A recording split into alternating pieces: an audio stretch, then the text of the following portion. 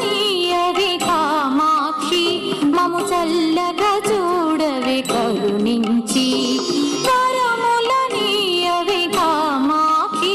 మము చల్లగా చూడవే కరుణించి జొన్నవాడలో కొలువు తీరిన చల్లని తల్లి శ్రీదేవి వరముల నీయవే కామాక్షి మము చల్లగా చూడవే కరుణించి